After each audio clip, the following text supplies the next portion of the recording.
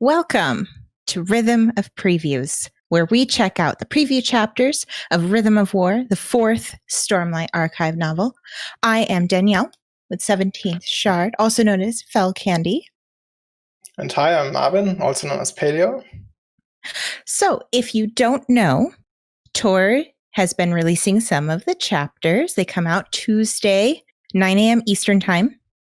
And last week as well, on Thursday, Brandon Sanderson has read from chapter 7 and 8. And then Tor released the prologue and chapter 1. And then on Tuesday, they also released chapters 2 and 3. So we're going to be going in order on these. So we'll just focus on the prologue through chapter 3 for this episode. And then we'll just go weekly from there, if that sounds A-okay. So we'll see how long these are, but we hope we can make them short and digestible and a little easier to do. Than our long Shardcast episodes? Yeah, no way. Than our very long Shardcast episodes. These will be a little smaller, like little bite-sized portions. Producer Ghost is here as well. And Producer Ghost is here as well, yes. Yep. Okay. So, obviously, there's going to be Rhythm of War spoilers. I don't know if I need to say that, but you do need to say that. It should be obvious, but I want everybody to know that there will be spoilers for chapters Prologue 1, 2, and 3 in this episode. Okay, so let's first talk about the prologue. Marvin, what happened? Okay, so as always, the prologue was, as we know by now, about the night that Gabela died, the feast where the Pashendi were there and hired Seth to assassinate him. And this time around, our viewpoint for this chapter was Navani. And basically it starts with her doing her queen thing, more or less, and she starts off preparing everything for the feast, and she's quite upset that Gabela apparently invited too many people and invited people that she didn't even know about. And so we see her interacting with the staff of the palace a lot. And so at the beginning, for instance, there's a mention that the Pashendi, of course, want to play their drums and things like that. But then she also sees Aesudan, who's apparently talking to Rushra Chris, who is a famous artifabrian and artist. And Navani, as we know, is quite interested in fabrials, and she actually intends to talk to Rushra. And she notices that he has a small box with flowers painted on it with him. And rather than being able to talk to him, Aesudan then instead takes away Navani because she is quite bored by the fabrial talk, and instead takes Navani away and basically takes her away. And then Navani actually wants Aesudan to actually help with the feast preparations, but instead Aesudan just goes off and talks to other people. And so she has to take care of everything. And the cook is quite upset because apparently Delena attacked the wine stores that were intended to be used for the feast. And so she has to give up her personal store. And yeah, so she also has to then appease a lot of the light eyes that Gabela has promised audiences to. And we basically just see her interacting more with the people and doing her queenly duties. But then she finally goes and searches her husband, and she finally finds him in her study, where he's talking to two ambassadors from the West, who we know are the heralds Nail and Kalak. And they are talking about, at the moment, apparently how they have achieved travel to and from Brace, and how some box apparently makes that possible. And I'm quite excited to talk about that already, so be prepared. So that's a box that they are talking about, and then Navani also knows that there are apparently void light spheres on the table. But when Gabela notices Navani, the heralds leave, and an argument between Navani and Gabela ensues, where she complains that he, for one, doesn't really take his kingly duties seriously, and instead is talking like to these foreigners who she doesn't even know who they are. And she also complains that she isn't included in his schemes. And Gavela then answers that she doesn't deem her worthy enough for it, and insults her quite a lot, that she is basically just a basic whore, because she apparently only married him for his status. And so their marriage isn't exactly in a good place at that moment, at that time. And the argument goes back and forth between them, and then Gavela leaves for another meeting with the Sons of Honor, and Navani then draws up a glyph word which reads "Death, gift, death." So she wishes death on her husband in that moment of rage, and that's basically how that scene ends. And we fast forward to after the assassination, which Navani didn't really notice at first because she was still attending to the guests and bidding them farewell. And so she learns of her husband's death through the house steward. And she doesn't want to realize that, or doesn't want to think it's true at first that her husband is dead, because she also sort of bought into the idea that her husband was basically invulnerable and was some kind of greater than life person. But once she sees his body, she realizes that he is in fact dead. And she actually doesn't really feel sorrow for his death, which sort of understandable with what we've seen earlier, like their marriage wasn't going that well anymore, and instead she feels regret that the last thing they did was argue. And she also feels pity at Gavela, because the great man, he had found such a bad ending, basically. And then the last sentence is that Gavela had left his life as he'd lived it, with grand drama that afterward required Navani to pick up the pieces. So, Navani knows what's up with that. And so Danielle, what were your thoughts at this chapter? There's so much here already. We've already seen this scene so many times, and there's more and more and more. Okay, let's start from the beginning then. So, Aesudan, horrible, terrible, like always. But what's interesting, like you mentioned, that box that Rusher Chris was holding, that painted box with the flower on it, which shows up later on. Like, there's a lot of mystery and detail kind of brought to that. And so... Actually, I'm not too sure whether that box...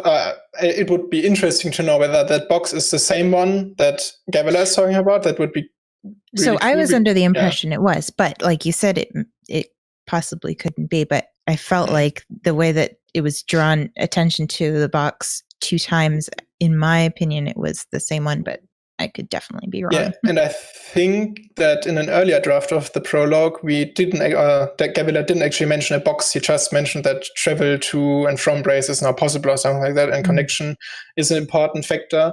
And now that he added that in, that Brandon added that in, I do think that there might be a connection, and maybe Rusher Chris also is a Son of Honor and is sort of helping them out with Fabrial tech that goes a little beyond what they currently have. Yes, exactly. And Navani is talking about all these artifabrians and everything, and she's wondering, did Gavilar invite them here and all of this? And then she sees those gems on his desk, and she immediately connects them to, the gems that she was interested in her research. So that's what kind of tied it together for me in my head. But I think that's definitely a likely thing that they are related, but it could also be Brand misleading us completely and just... True. Could be a red herring. Which I really like those, because they make you think, and then it goes off in a completely different direction. And I really like that. I like being surprised, which I'm the kind of reader who I just read and read and read as quickly as I possibly can. And then I start thinking about things afterwards. What did you think about like the portrayal of Navani's relationship to Gavela here? Because I think it's really indicative that... Yeah, it's definitely an abusive, horrible marriage of convenience kind of thing. I actually really liked her little, like, looking at Dalinar, kind of interested in him, and she had to kind of pause and look at him for a little bit, even though he was kind of drunk and, stealing the wine out of her stores and everything. I really like that little.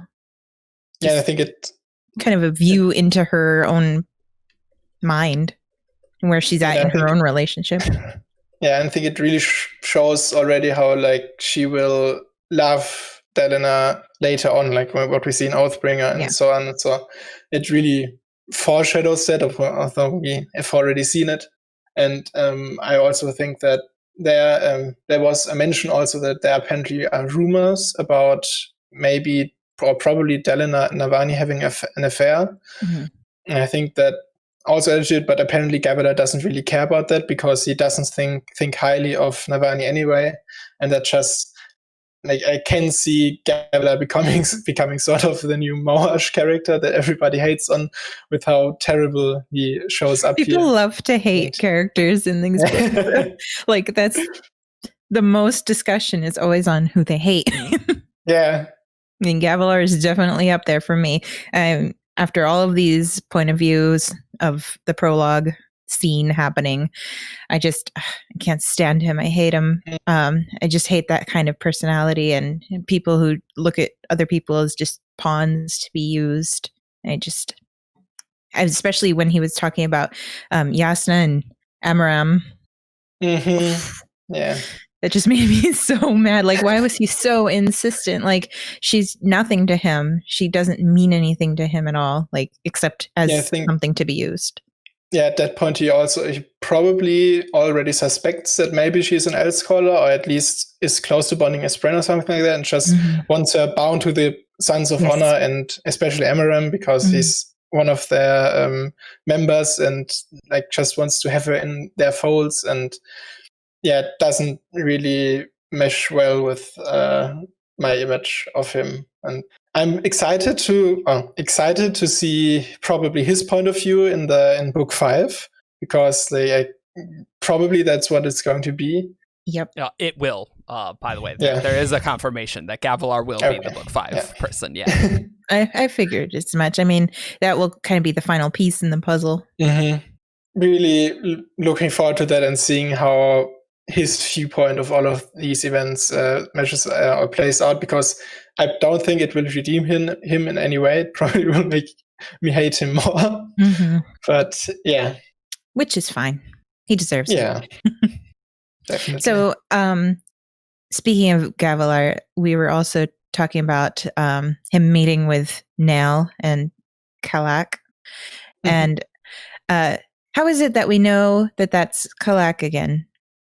I honestly can't remember. I think for one, the descriptions are sort of we have a with description his small nose. Exactly. And we have a description of, or we know that Jezrien is the beggar, that Isha is in Tessim or whatever, Tukar, and what else? We know Nail is where Nail is, and we know that he's the other person, and we know Talon isn't there, so by process of elimination, it sort of has to be Kalak if it isn't, and it has to be one of the heralds. So yeah, right, yeah.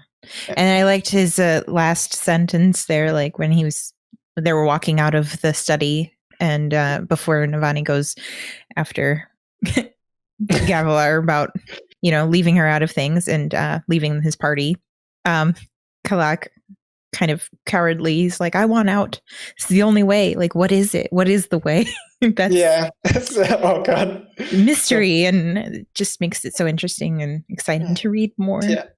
Ever since the prologue, we got the first reading of the prologue, people have theorized that it's probably the way out is some way for them to leave the Roshan system behind completely. And that's also what they talk about here. They say, or Gavilar, I think it's Gavilar who says that their connection to Brace is sort of what makes it possible that they travel at all, or something like that. And they fear that it's too short a distance, but it's at least a good start. And so that seems indicative to me that, and because we know that cognitive shadows are sort of bound to their system because of the connection with the shard and things like that. And So yeah, it's probably something that's what they're trying to figure out. But what I like about it is, or about this portrayal of Kalak, is that he's also the character who in the, I think, Yasna prologue talks about how they're getting worse, and so he seems sort of the most reasonable of the heralds to me, almost, because he sort of sees that he's getting worse and tries to just leave, and like, he's just really desperate, I feel. Yeah, desperate is definitely the word that I would use. Yeah, and they aren't handling their situation very well. None of them are. Yeah. It's understatement. Yeah. I don't know if we had this confirmation before, or I guess we got glimpses of it in like the other prologues, but Kalak also confirms that Ash is here for the feast, because he says sort of, I saw her handiwork earlier. And I think in one of the prologues we saw that one of the images or statues had the eye scratched out or something like that. Yeah. But it's cool to see that like it's all coming together slowly, like how what we see what the heralds were doing back then, and that they apparently sort of were all there for the feast apparently. Yeah, I really like the structure of this, like how you get a little bit more information revealed each time. It's like he's dangling, candy in front of us, just like, here, I got it. Nope, you can't have it. The mystery manager, he manages to make it as mysterious as possible still, even after the fourth prologue. So something else that I found quite not interesting, but an interesting tidbit, was that we saw a new type of spren, I think, the Anguish spren, that appear with everyone feeling anguish at Gavilar's demise, and they apparently look like teeth growing from the wall. I think that was just a very chilling description, and also sort of quite fitting, I think. Yeah, I love all the description of the different spren and how in my mind, I always wonder, what do they look like their full body, like the teeth coming out. I can't even imagine what those are going to look like. It's just like one of those like deep sea beasts with like the jaws are. With the little thing over their head, light like an anglerfish. That's actually, I feel like some of the spren designs were based on those deep sea fish. It's so creepy and weird. So that was the prologue. We don't, due to time constraints, have a lot of time to be going into much detail about these chapters, but feel free to theorize your butts off. And we'll definitely be responding to those kinds of comments for sure. And then there's a lot of discussion going on in the forums and the Discord and everything. So definitely feel free to join in the conversation. So with that said, we're going to move on to chapter 1. We're going to be going into kind of present day, what's going on right now, a year after the events of Oathbringer, which is so exciting. So in chapter 1, I guess I'll just summarize it. We have Lirin in Hearthstone. He's doing his thing. He's helping out those Herdasian refugees. I don't know how to pronounce it. I'm not going to turn this into a pronunciation. No one knows how to pronounce anything. Yeah. Sorry. And so he's doing his surgeon thing. That's his passion. And he's also, while he's doing this, kind of spying on the enemy, the Singers, these parshmen and women who have come to kind of, I don't want to say sapience, because obviously they were sapient, but they've come into their own. So he spoke with this new parshwoman, Brightness. I'm going to butcher this. Abiyajan. Yeah, that's how it who is the newest city lady of Hearthstone. And I think it was actually mentioned during it that Lirin had set her arm while she was a slave, and she thinks that it was just because she was expensive, but it was really because that's his job. He's a surgeon. So anyways, she comes up to him and she wants him to inspect everybody for plague spread, because that's how plague is spread. And he's kind of trying to educate her, like, no, it's spread with contaminated water. We know this now. It's not by spread, but she kind of just doesn't want to listen. So he uses that as his tool to do his spy work. He inspects everybody for plague spread. And in the meantime, he's also connecting with resistance fighters among the refugees.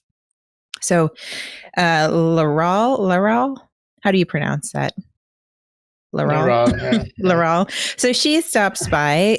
She gives Liren some information about a general, a Herdasian general named Mink, while they were discussing Roshon making some kind of distraction. So they're all kind of in Hearthstone amongst themselves, trying to oust the enemy, basically, is what my impression is. So they're waiting for Kaladin to arrive. He said he sent a message to him. And so while they're waiting, he goes to inspect this general for the plague or wounds. He goes, they make a show about finding a wound on one of the companions of the general, and then Roshon shows up. He's drunk. He's causing a scene. This is his distraction. And Liren and the Herdasians try to get past the guard post. Before they can escape, though, Abiyajan stops them, asks Liren to attend her because they're blessed. A fused has arrived. This fused is massive. He's 7 feet tall. His hair is colored blood. It's wrapped around his body in an unusual fashion. And he has horns or fins sticking out of his carapace on his head. So he's pretty intimidating. He also is kind of condescending. He uses an interpreter, even though they can tell he knows how to speak Alethi. He uses an interpreter to speak to Liren. And he's saying, I'm looking for a man. Obviously, Liren, his first thought is, oh my God, he's talking about Mink. But no, fused guy mentions the Shash brand. Kaladin's brand. So in the next sequence of events, Kaladin is revealed. And then the last sentence gives me chills every time. Death had come to visit Hearthstone today, despite Liren's every effort. Oh, chills, I'm telling you. So what are your thoughts about this epic beginning chapter? Yeah, definitely got to agree that last line is just awesome, and I think it shows that Brandon has really come a long way in his prose, and that he isn't just good at world building anymore. He really can pull off these amazing things, or he always has been to an extent. Like we also had an Elantris that Eternity entered 10 years ago. I think it's in the same vein there that he can really pull those off. Mm-hmm. Yeah, but in general, like what I'd like to talk about maybe is like, because we sort of see life in a normal Alethi town now after the Pash or the Singers have conquered them, and how it really goes to show how much they sort of appropriated Alethi culture for themselves, but are also trying to balance it with their ancient Singer culture, because we see that Abiyajan is apparently wearing a hava, but the colors instead are a lot more muted, and they say that the muted colors are supposed to show their skin patterns more and things like that. So I find really interesting how these new singers or this new generation of singers is sort of trying to find a balance between their or the history they are supposed to have and the history they actually have due to their upbringing in Alethi culture. Yeah, I really liked that kind of little look into how these Parsh people are kind of coming into their own and learning a little bit about their culture from these fused who have finally arrived, and they're kind of obviously not looked well upon by the Alethi people and the Herdasians, because they're kind of turning the tables on them. Before they were their slaves, and now they're their masters. So it's definitely an interesting view into normal life, not the Radiants, not anything, just with these massive, powerful figures showing up and terrorizing these people. Very interesting. And then you're like, what am I supposed to think about this? Like, for years and years and years and years, they've been enslaved. And now they're coming into their own. It's very interesting. It sort of feels like we know that the singers were the original inhabitants of Rosha and things like that, and the humans actually took away their land. So it's almost we are supposed to side with the humans because they are not on Odium's side and things like that. But really, like, the original masters of the place sort of have come back, and I just find it quite striking how, like, the role reversal, how completely it went about, because Rochelle now is one of those creme chippers or whatever they call them, and like, he has the lowliest of jobs now that usually probably was mostly parchment work, and it makes me question whether the Dark Eyes, they really see it as that much of a difference, like the change of rule, because Lirin, for instance, he doesn't really seem to mind. Like, whether it's the Light Eyes he serves under or the Pashendi or the singers, he has to fix people and stitch them up. Like, it doesn't really matter to him. And I found that perspective of Lirin quite interesting. Yeah, I loved that scene with Roshone wearing like shorts and knee pads. I don't know. The roles are reversed now. But what I also found funny about that, like, you mentioned the remark that, like, Abia-chan says that, plagues cause plagues, and then Lirin says, no, it's actually, we know that diseases are spread through, like, the air and the water, and things like that, and then Abia-chan says, superstition. And it's sort of funny how that sort of reversed, that the actual superstition is what they believe is true, and like that the actual science behind it is what they call superstition. And what that makes me wonder is whether that is also something they took over from the Alethi, like that belief, or whether it's more of a singer thing that they really, because singers obviously have a special relationship with Spren, and so they attribute more to Spren. Yeah, that is a good point. I didn't even think about that. Like, where did these superstitions come from? Were they just kind of like oral history passed down, or was it, just villager talk? Like in these little tiny towns, maybe they just don't know. Like, that seems pretty common. So obviously, something else we have to talk about with this chapter is the mink, or Diano and Kahal or something like that is what apparently his Hadassia name is, and it's an honorific. Yeah, so the mink, we saw him before in one of the, I think, Oathbringer interludes. I might be mistaken, but it's the Sheller interlude where we have the viewpoint of this Alethi general, and who is in Herders now as a captive, and they sent him to the Hawk, which is just a nickname for a giant, great shell from the sea, and like we see, or we get to know that the mink, apparently he's very good at getting out of shackles, and he also escaped the Hawk before, and it's really fun to see, I think, him showing up here. And I think we should talk a bit about, like, also how they waged war so long. Like, we know that, or we learned that Herders survived the longest sort of the war against the singers. And yeah, what were your thoughts on that?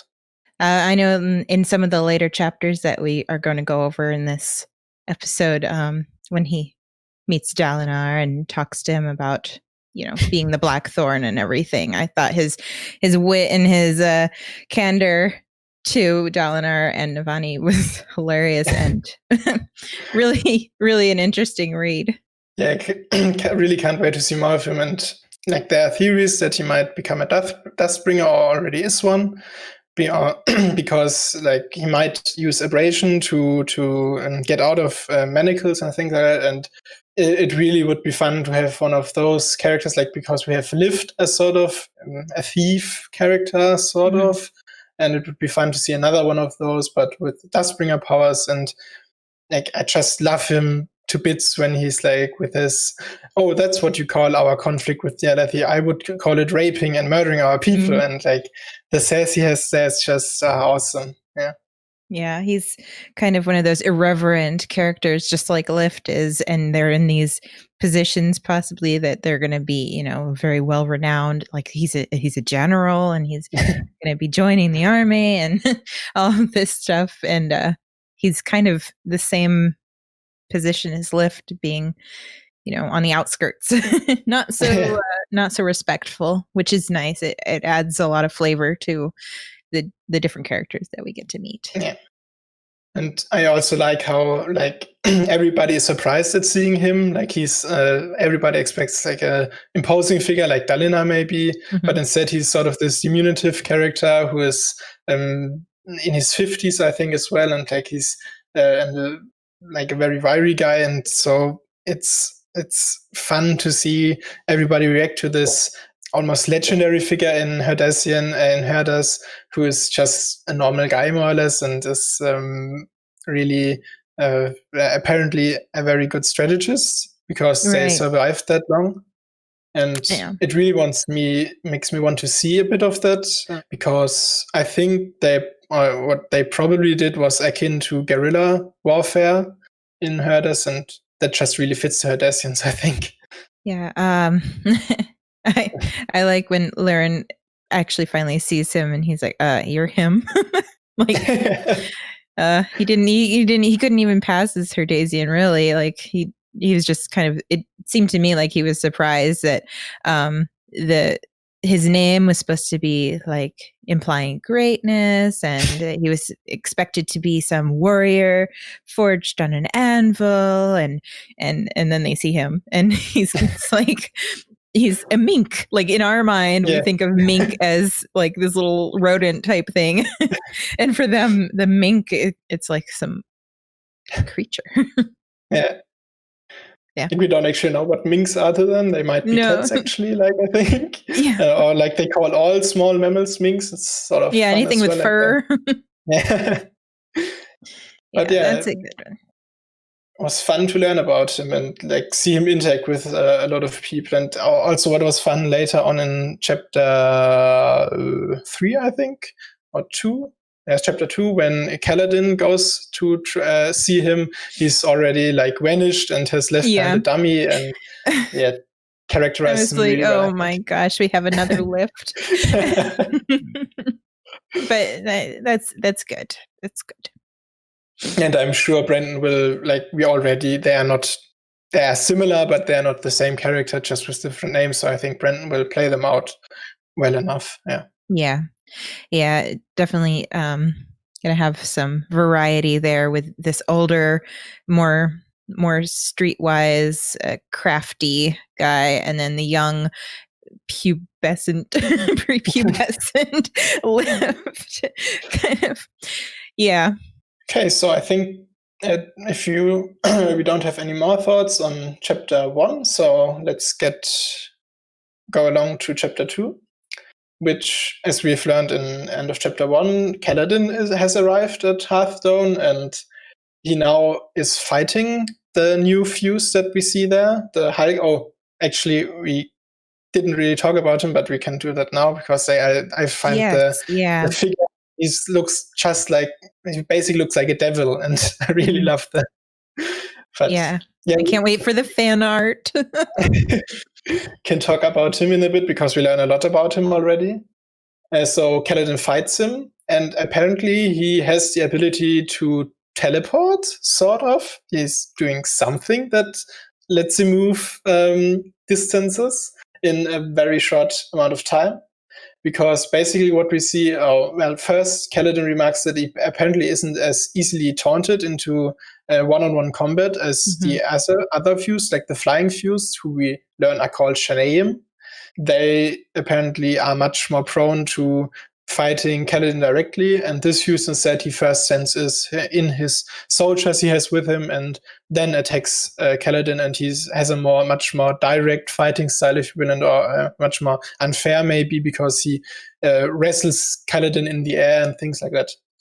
But the way that he achieved that in the first place is that apparently he can sort of leave his body, or something leaves his body, which is a ribbon of red-violet light, and that can streak around and move around, and then at the point where it stops, it can the Fuse can reform a body, and we'll have to talk about that a lot, I think. Yes, yeah, I know. Kaladin says he's more spread than.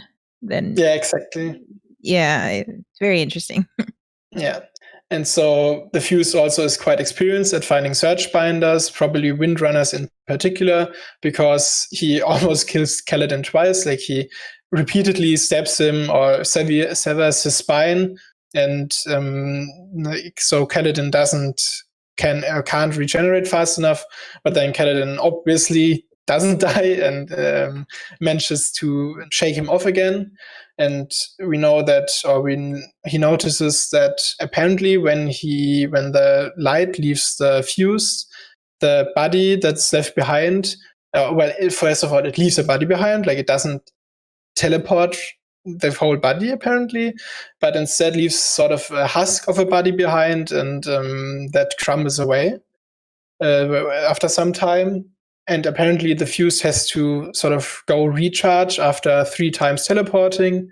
Mm-hmm. And yeah, so Kaladin just he doesn't really try to fight him, because it's not that easy to fight the creature, because it can teleport away all the time. Yeah, he just outruns him sort of, and the Kaladin, then the Fuse sort of, after Kaladin runs away from him enough, he decides, okay, I won't fight you now, but I'll come back later and fight you then. Then we have a viewpoint switch to Shallan, who is apparently currently in the Sadia's war camp. Currently she's Whale at the beginning of the chapter, disguised as a Light Eyes, an important Light Eyes, who's trying to, she pretends to be buying stuff at the market and things like that. But in fact, she's actually trying to infiltrate or get kidnapped by the Sons of Honor, who one of the merchants is associated with. And she's sort of disappointed at first that she hasn't been kidnapped yet. And then at the end of her viewpoint, we see that she is kidnapped, and she noticed, like, oh, I've been poisoned, when she drinks something and is happy about it. It's really fun to read. But yeah, that's basically her viewpoint, and we see her switching more fluidly between her personas there. So at one moment she's Whale, and then Shallan sort of pokes through and talks to her, and it's quite dynamic there. So she has changed a little from the way she was in Oathbringer. Mm-hmm. And like I said, this was her viewpoint. And then we go back to Kaladin, who is now back in Hearthstone, where he first confronts the normal singers there, and they first try to engage him, but after he kills one of them, they leave as he wanted them to, and they basically leave the town behind. And Lirin then he goes to talk to Lirin in Hesina, but Lirin shows disappointment in Kaladin, and the first thing he does is not ask after his son or anything, but goes to check on the dead that singer. And Kaladin talks to Hesina, and they talk about how apparently Kaladin and Lyn were a couple. And Syl talks to Hesina and sort of tells him all about, like, no, Lyn actually broke the relationship off and things like that. And that was also really fun to see. And we learned that Kaladin actually has been to Hearthstone quite a lot in the intervening year. And yeah, that's about it for the chapter. And we have a lot to unpack here. So, yeah, there's a lot. Get us started on what had you most excited here. Yeah. Oh, man. Most excited. So, Kaladin and Lyn, that was a roller coaster ride of a relationship. 6 sentences it lasted. Mm-hmm. Yeah. Yeah. I hope we learn something about that, because... Yeah, I kind of... my prediction was that they would be in some sort of a relationship, but I didn't realize it was going to be like over and done with by chapter 2. But yeah, that was actually very interesting to see that. Hopefully they didn't get tattoos of each other's names on their bodies somewhere or anything.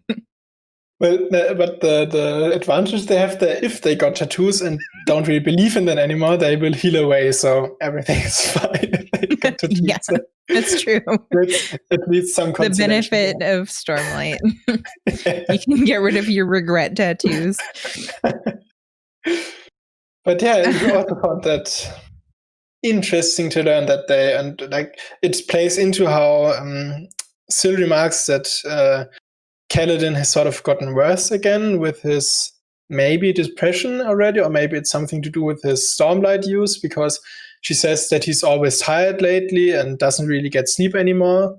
Mm-hmm. And so maybe Lynn helped it for a while, and maybe he was a little better in that relationship, but apparently he wasn't well enough that she had to break it off because she couldn't handle it anymore. Something like that is what I could see.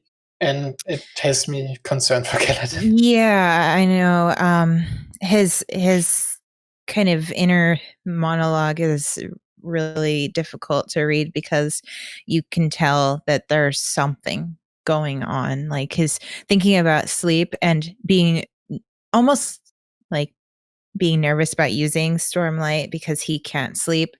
And Syl saying, you kind of poking fun or joking around with him and teasing him. But we know so we're talking about Kaladin's depression. And if you want to hear more about that discussion, we do have a Shardcast link for you.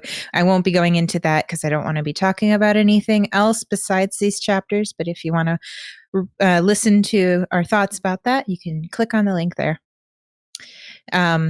But yes, Kaladin had a lot of thoughts about this big guy, this big fused. Does he have a name? I didn't think he was named. I don't think we got one. And so one thing I really liked about this chapter was seeing Kaladin be more adept at using his tools now. His Stormlight, his lashings and everything. But he's still learning, because they still don't have all of the information. So with the time skip, the 1 year between Oathbringer and this, they've learned, they've kind of progressed in their abilities. So we've skipped all of that, and now we're coming to a place where they have to deal with new threats and new ways of fighting. Like he was talking about how he has to grapple, and wrestling is not normally used on the battlefield. So now he's not practiced with this. So he took the smart route and kind of left it by the wayside and avoided death. But I thought that was really interesting. And I think that's kind of going to be the theme of the book, is them kind of having to keep up and learn and change with the times. And what also fits in with it, like Kaladin mentions that he has fought 7, or that is the 7th type of fused he is fighting now, and he has fought the others before, and sort of shows that they have to probably relearn or adapt a little to every fused, while the fused themselves have thousands of years of experience fighting all kinds of searchbinders. So that's sort of fun to see. But what it also made me think of, like we have a comment from Brandon on Reddit that he structured the beginning sequence of this book a bit differently, and says that he structured it sort of more like a climax, because we start right off in the action and Kaladin is fighting already, and we have more viewpoint switches and things like that. And that I think really shows off that stuff happened in the last year, but we are now seeing the conclusion to that sort of, and like it's obvious that, or it makes total sense that they learn to fight the fuse in the meantime, but they still have a ways to go, and especially their radiant abilities. And we don't see whether Kaladin is at a 4th oath ideal at this point, and I seriously doubt it at this point, because he probably would be running around in plate by this point. And I feel like something like that would be on scene, like on screen, exactly. Yeah, so Brandon wrote this like a boss battle at the very beginning of his story and really hits the ground running with, all these new things, a big fight and all of this stuff. So it's really exciting, and it definitely sets the tone for what's going to be going on. I mean, like an arms race, all these new abilities, these new tactics that they're going to be using. It's very, very interesting. And so maybe let's talk a little bit about the actual fuse we see here. So he is doing something which looks like, or could be, or is basically teleporting, but not really. Yeah, not instantaneous, but and I know Kaladin mentions that it's kind of like else callers, the teleportation that they can kind of do. It makes me wonder whether it is transportation, we know that each of the views has access to at least one surge, and sort of they are parallel to the radius in a way. And so this might be a transportation fuse. Mm-hmm. But that's what I was thinking as well. And that's what Kaladin was thinking too. Yeah. So, but for one, that makes me wonder whether we have seen else callers actually teleport in that intervening year, or whether he's more thinking about like just the realmatic transition they can do, like going from physical to Shadesmar and back. And it has, do you have thoughts on that already? Yeah, because he said that when he was counting, like that he attacks 3 times and then he has to go and recharge a little bit. Like that does sound very similar to like having to teleport away to another place to recharge and then coming back and then turning into that red-violet spren shape that Kaladin was describing. And I could just see it in my mind. It's like zigzagging around a bar of light, and then all of a sudden he's appearing, but it's not instantaneous, because Kaladin definitely mentions that he kind of appears, and it makes it seem like there was some time that he actually. It's not like a 1 to A to B kind of instantaneous teleportation.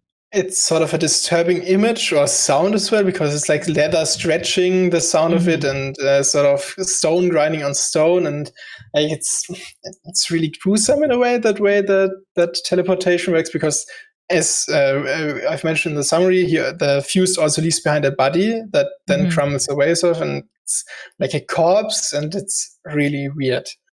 And Definitely. what that husk actually has me think, like, I'd be on board if it was transportation, but maybe it's also just a creative use of sort of transformation and sort of soul casting that Fuse can do, because we know that they're cognitive shadows, and they might, or they probably enter the singer bodies they inhabit as spren, sort of.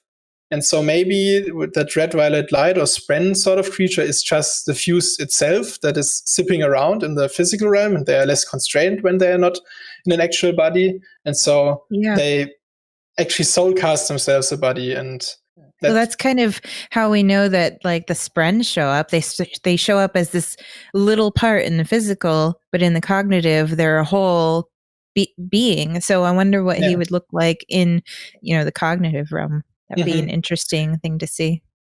Yeah, so that has me think that maybe it's probably not just teleport or transportation, it's also transformation, or maybe it's only transformation. So it's not really clear what we have here. But what else is an interesting parallel, I think, is that the way the body sort of crumbles away is very reminiscent of Shardplate, when you regrow one piece or when you have 2 pieces of Shardplate and try to regrow them both. The one that has more Stormlight is quicker, the other one will crumble away. So probably the same mechanics there. Yeah, definitely. I agree with that. And do you have any theories on what that might be? Because I'm like, it might be like when you leave behind the soul of something, the physical aspect sort of deteriorates, or something like that is one thing you could go there, but I'm really not sure what the actual realmatic reason is. Yeah, I don't have any real like theories about it, honestly. I mean, it's an interesting phenomenon that, like you said, is paralleled. We've seen it, a similar thing, very very similar, in a completely different aspect with stormlight instead of this void light. So there's a lot of parallels in it between, the two races. Yeah, definitely. And I'm really looking forward to seeing more of that fuse because he promises he'll come back. And I don't want to talk more about the corner of his eye. Yeah. Oh, yeah. Like Kaladin remarks on that later on. But what I also find quite interesting in the aftermath of that battle is like Silas says, "Oh, we showed him," and Kaladin says, "No. But what did we show him? I don't know." And and then she's just a pure angel. Yeah, and what really had me giggling there is that apparently Syl is in a new dress, sort of, and or like a different dress, and apparently she took fashion advice from Adolin. And this is so perfect. Yeah, really lovely. I really like that she isn't wearing a hava. She is not Vorin. And I'm just really excited. All of these new things being introduced make me so excited for all the fan art that's going to be, because I just love all of the work that everybody does for these characters. So I'm very, very excited. I'm very excited to draw some of my own ideas about what she's going to look like. And I'm looking forward to those as well, yeah. And she's just a real great character in this scene anyways, like when she's teasing Kaladin, teasing him about sleeping, like even babies can do it. Like, yeah, obviously. But and then she's teasing him about windrunners in general. And I love this quote, men and women who would fall over themselves to make sure you didn't bruise your elbow on a misplaced table. This was actually Shallan saying that, and then Syl later on in the chapter, she's teasing him about how he's going to ban toes because people keep tripping. Like it's just a perfect little repartee between people and what they perceive Kaladin as. It's just great. And because you mentioned babies, was also a fun Syl interaction was because we see Kaladin going to Hesina and she has Orodin with her. And first Gagadin is what Orodin calls his brother. And we also see Syl sort of transforming into different things and playing with Orodin, and I really loved that. And Kaladin also says Syl always makes herself visible to his family, and she's part of its family. Yeah, like, exactly. She's this little spren and they're buddies. Sorry if you see any technical difficulties with my camera. I'm using this little tiny camera on my laptop because of this silly pandemic that's going around. I'm very frustrated with getting a camera. So we will talk about Shallan in this chapter because she has a wonderful part. She's trying to get kidnapped by the Sons of Honor. She's trying and failing until the end. And she's fluidly moving between her three personas. She's able to bring one out for specific needs when she's trying to be serious about something. She'll have Radiant out. If she needs to be bold, she has Veil, which Veil is kind of the predominant one in this scene. Yeah. And then Shallan comes out for doing all of the paperwork where she doodles on the corners, which is totally me. That's what I do. I love how she says, "Oh, that's a little out of character for that brightness." I cannot remember. Chanasha as her name. Yes. Chanasha, yeah. Something like that. Chanasha. Yeah. And it's totally out of character for that, but Shallan doesn't mind because she's Shallan and just wants to do a little on the side. And what I also found really cool about her viewpoint or her interaction with her own personas was that, in Oathbringer, we really only always had one persona predominantly showing up and taking over more or less. And here we don't just see her switching more quickly and fluidly, but she also sort of has Radiant commenting on stuff that Whale is doing, and Shallan is commenting on things. And it's pretty far gone when she's having conversations with herself. Yeah. And she refers to herself or themselves as they now, and she really thinks of themselves as multiple persons really, rather than one always taking over. And some people might think that's a step back compared to Oathbringer, but I think as far as sort of, because we know she's sort of on, or her condition is similar to dissociative identity disorder, and that apparently is, as far as I know, sort of a good step if you can accept your multiple disorders. At least people live with that, and it's actually very good for them, if you want to say that. Yeah. Well, yeah, she's coping with it by integrating them all. Yeah. Instead of fighting it, or instead of being a completely separate thing, she's accepting all of them. And it's actually really interesting because they're talking about her secrets, her past, and she's still hiding it away. And they're like, maybe it's time. She's like, no, and it's not time. Like, maybe it is, Shallan. Maybe it is. I think you need to have a little hard look at yourself, buddy. Yeah, and she mentions that when, to keep up the pretense of being that Light Eyes, she sort of sits down and does the accounts for that Light Eyes, and Shallan is peeking or taking over there, and then sort of Whale is commenting, or maybe it was Radiant, that, or Shallan thinks, oh, I learned this before my father did something or something like that, and so she and then she begins to remember something, and that really, but that really has me question, like, what possibly could have happened in her past that is probably even more traumatizing, or even as traumatizing as her previous truth. And I know. Yeah, just want to know. A lot of the complaints or criticisms, rather, of her character is that, like, was that really a strong, like, truth that she said, and so we know that she has a lot more kind of hidden under, and she's still dealing with it even a year later. So it's very, very interesting, and it's interesting to see where she's going to be going, where she's going to be kidnapped to. She thought she was getting tipsy, but it was actually the poison or whatever it was doing its work, and so she's probably really glad she didn't use her Stormlight. Yeah. And with the kidnapping in itself, like, we know she's trying to infiltrate or investigate the Sons of Honor. Yes. And that really has me interested in what her arc will be for the book. Because like, how long or how much of an arc that Sons of Honor investigation will be, if maybe she doesn't find out anything and just is kidnapped, and like, it's actually another group that kidnaps her. That would also be fun, I think, but maybe a little disingenuous of Brendan. But I don't think it would be disingenuous, but it's definitely not out of the realm of possibility, I don't think. Yeah. Another interesting perspective you get in that chapter is how the war camps have developed after Words of Radiance, and everybody going to Urithiru, because apparently they have gone towards more of the criminal side of the road, and their gambling dens and brothels. And Vale's dealing with that kind of addiction, which is interesting. Yeah.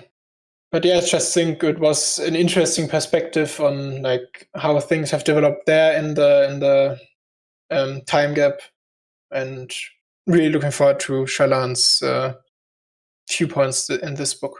Agreed. She's definitely one of my favorite. She was in Way of Kings. You could have been like, hey, what's your favorite character off the top of your head? Shallan. So very, very excited. I mean, she's definitely up there for me. So I'm really excited about her chapters. Yeah.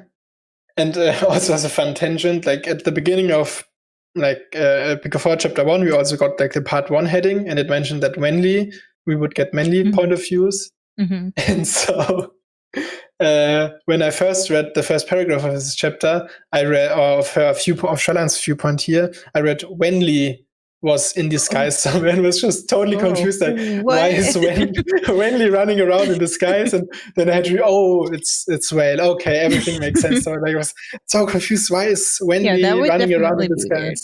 Yeah, but it would have made for an interesting story, because, like, maybe Wenli is trying to get to the Radiance or something, but it was just Whale, so everything's good. But we did have a little mention of Adolin there. I mean, he was also mentioned in the last one with Syl getting fashion advice from him, but she has Pattern kind of relaying messages to him. So it's going to be really neat to see what his involvement's going to be. I'm very interested to see where he's going to be headed. And I love that he's still around. It'll be fun to see how they, as a couple, sort of will do with Shallan. First of all, with how Adolin deals with her personalities, and also how, just in general, how they deal with with each other's responsibilities, because he's also High Prince now and things like that. So that'll be fun to see. Yeah. And she's out there spying and wearing all these different faces and putting herself directly in danger because that's what she does. All right. You have any other comments about chapter 2? I think we could probably talk a lot more about the fuse, and we didn't even mention like how he has to how he might get void light and stuff like that, where he has it stashed away. But I think in looking at the time, I think it's time we moved on to. We're trying to keep this brief. We really. It's not working, but there were a lot of chapters here. Yes, there are 4 chapters that we're going over, and in the subsequent ones there's probably only going to be 2, unless something happens and an extra one is released or something. We didn't have time to record after Thursday, and we're like, let's just wait till Tuesday, and it's like, oh man, there's a lot to talk about. Yeah, a lot. And 4 chapters with summaries and thoughts and just the way the fandom in general. There's nothing interesting that happens in chapter 3 though, right? Oh God. We didn't even talk about the epigraphs yet. Oh my gosh, I know. Okay, so we'll just go right into chapter 3 then, so that we can get this wrapped up. In chapter 3, so Navani, beautiful, stately, adventurous, wonderful Navani. She sure knows how to make an entrance. Arriving at Hearthstone in this giant flying barge, the 4th bridge. Amazing. What a wonderful way to introduce her back into our story here, into the present. And Dalinar's there too. Yeah. And a bunch of windrunners and edge dancers, but never. Yes, there's all the edge dancers, there's windrunners. They have a full fleet of people on that barge, and Navani's out there on the edge just soaking it all in. I love her. She's living her best life now, and I'm so happy for her. So she's speaking with this naval admiral. They're talking about the past, the future. She's even thinking, what should we use the naval terms? Instead of saying front right, we should be saying something else. So it's really interesting. There's a recurring theme here about, the past and the future and how we're going to have to evolve with the times. So once they land, Kaladin shows up with his dad, Liren, to meet his other dad, Dalinar. Kaladin warns Dalinar about... Sorry, that just cracked me up. Cracked the producer ghost up.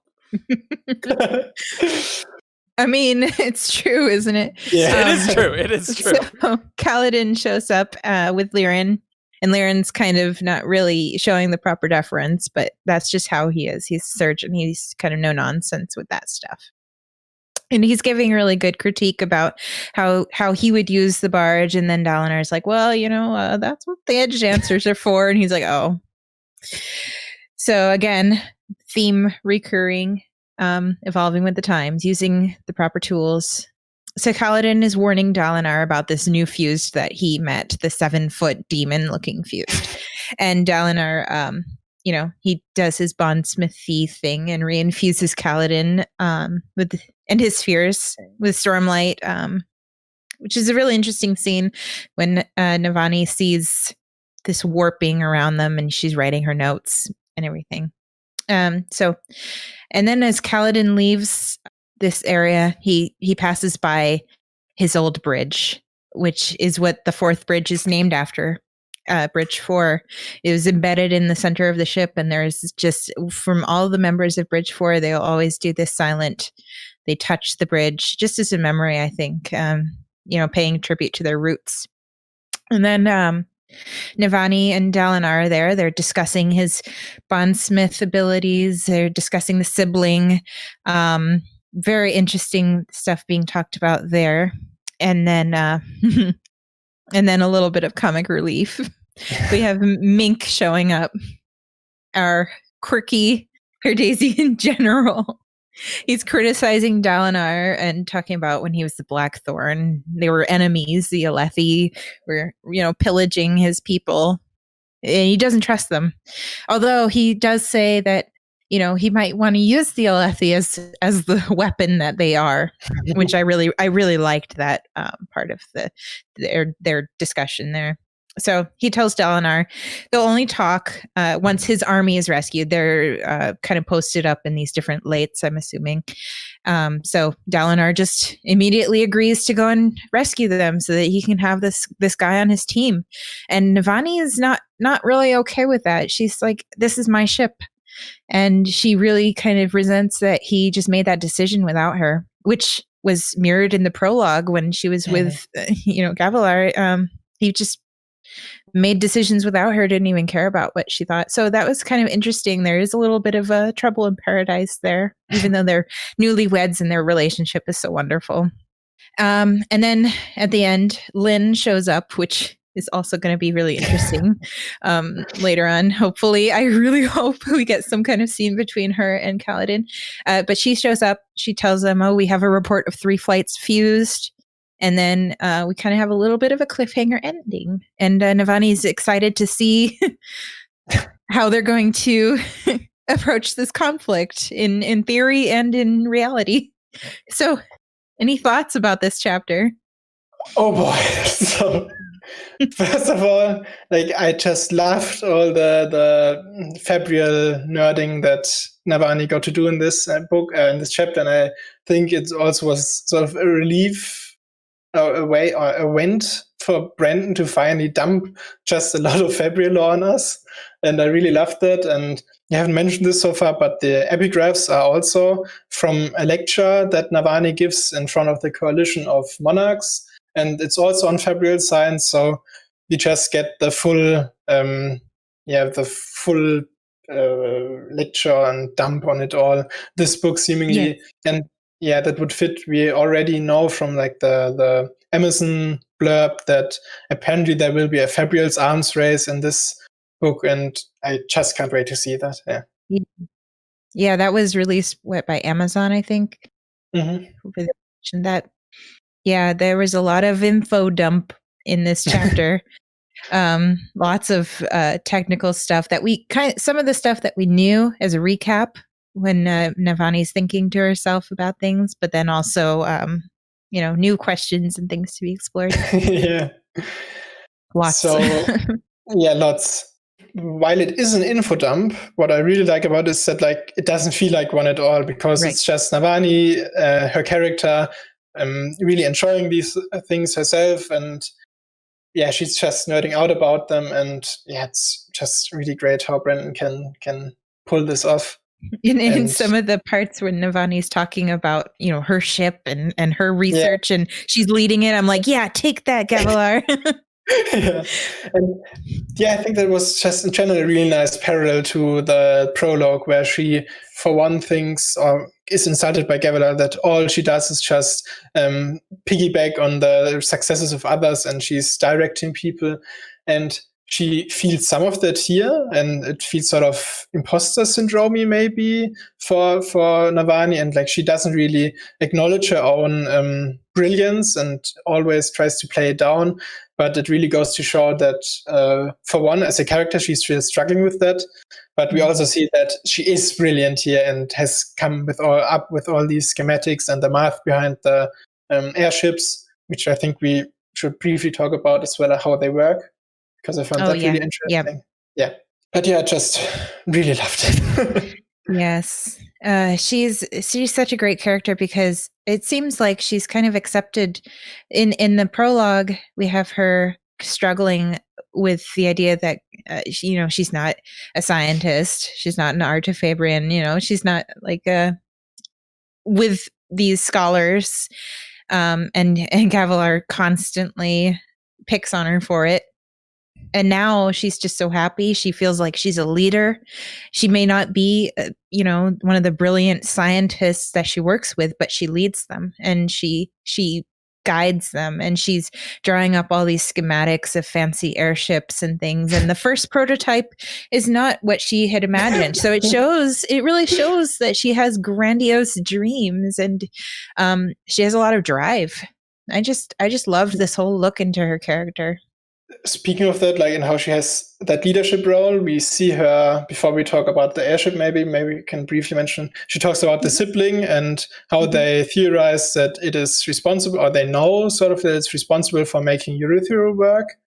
And that sort of leads into, with her being such a good leader for all these scientists and sort of bringing them together, that sort of plays into the theory that a lot of people have, that she might become the sibling bondsmith. And I love that theory, by the way. Yeah. I'd find it a little weird, or maybe, it's a little, it's not sure how to put it, but if every one of the main characters becomes a Radiant, it sort of feels a little bland after some time, but it's also quite fitting for her to become that bondsmith. I agree, but at the same time, in this chapter, we see so many Radiants now that I don't think it will feel that weird to have, a lot of the main characters be them. Actually, it would feel weird if they don't, although I still want Adolin to be our normie.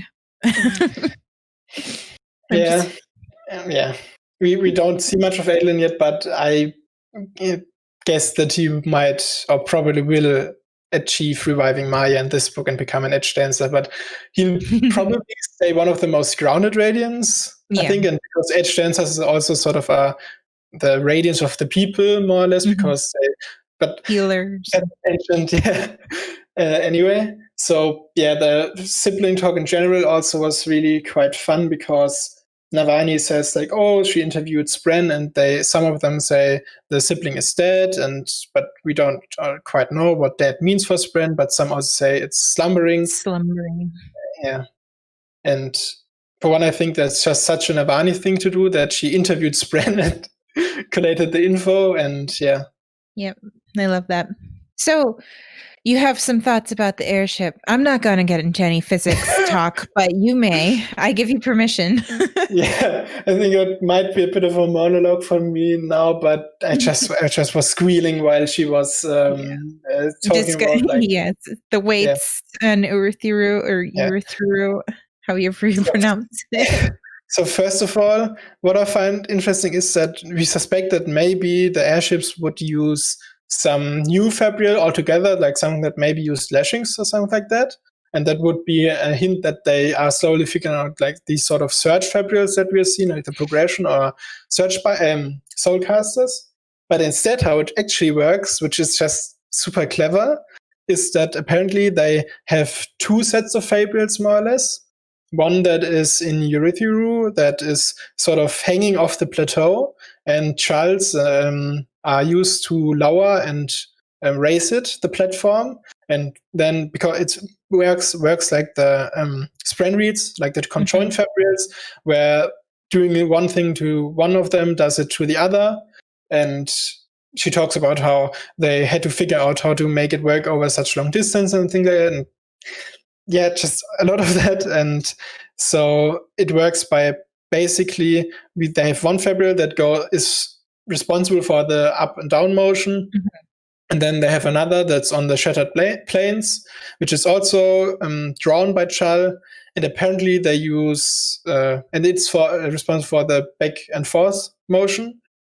And apparently they figured out how to use aluminium to sort of direct the way the fabric works. She talks about how they can change the vectors of it, and I hope we see more of that, and how they maybe I doubt that Bryn will go into the actual linear algebra behind it and stuff like that, but it will be fun. Someone's going to. But if someone they haven't will already. figure it out. Yeah, and just really excited to see how, like she says that discovering that aluminium can do that in the first place is the big discovery that made it possible, and it just wants to see how they in general will apply aluminium, which we thought was sort of useless in a lot of ways because it only blocks magic, but how they make creative use of that and how they utilize it to their advantage rather than just we already see that it works as shielding to prevent these screamers to see them soul casting, but if it also has fabrial applications, I just love that. Yeah, I agree. But what I was fascinated by, and I mean the math behind it and everything is wonderful, but I am actually really interested in seeing how this affects the church. And they're delving into science. They're using mechanical means rather than their magic. Stormlight, Spren, these gems, they're all religious significance, and they are manipulating it for their own needs. So that's going to be really interesting, I think, to see how this works out for them. Yeah. It's a pretty common trope. I mean, for humans to be, overreaching God in science. So it's going to be interesting. And it all started with, our lovely atheist, Yasna. So yeah, and I think that really fits with the parallel, how she talks to the Thalen Admiral that the times are changing now, and he it's also fun how he thinks about warfare applications of the airships, and how a conventional navy, they could just drop stones on them from the air and basically deal with it in minutes, and it really makes believe that we'll see that arms race and how it will change the face of Rosha forever, probably, what they're doing with the fabrial tech. Well, what's actually really interesting is he's thinking about how it would be used against the ships in the water. But she, in her mind, she's thinking about how it's going to be used against the Fused in the air. Yeah. So she's forward thinking, and everybody else that she's talking to is kind of thinking in the past. So it's very, very interesting.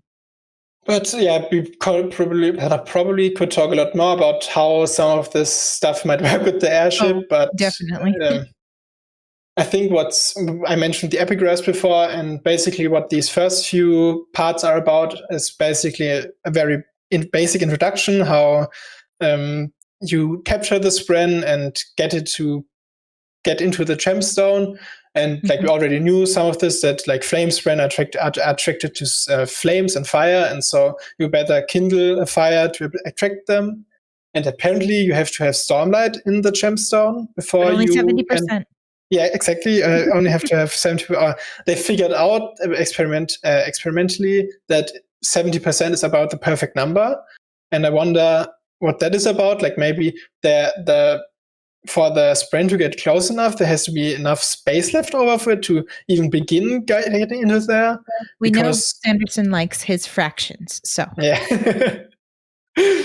But then it would have to be 90%, because 1/10 of it has to be left over to fit with the numerics. But anyway, what else she mentions is that in order to actually capture the Spren, then you have to get out the Stormlight out of the gem, and to sort of maybe form a vacuum of sorts to then suck it in. The Spren is how I imagine it works. And she did mention the Larkin. Yeah, exactly. She says all of the Artifabrian guilds have their own way of dealing with or of doing that, and it's a closely kept secret. But one of the methods might be using a Larkin, which of course is difficult because they're almost extinct. But she mentions that, and that's such an interesting lore drop, that apparently Larkin were the cause of wars that were fought on Amia. And oh boy. Oh boy. Yes, there's so much in these chapters. Yeah. So much to speculate on, and it makes you so excited for the next week Mm-hmm. Like how she mentions, she has prepared stuff to maybe deal with the fuse and weapons for that, and it's also just, more Fabrials, please, just show me stuff. Show me stuff. Yes. We got to meme that. Show me stuff.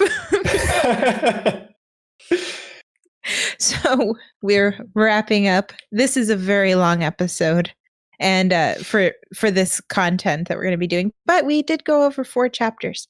You can find all of these preview chapters at 9 a.m. Eastern time on Tor.com, and we'll be going over 2 every week that they come out.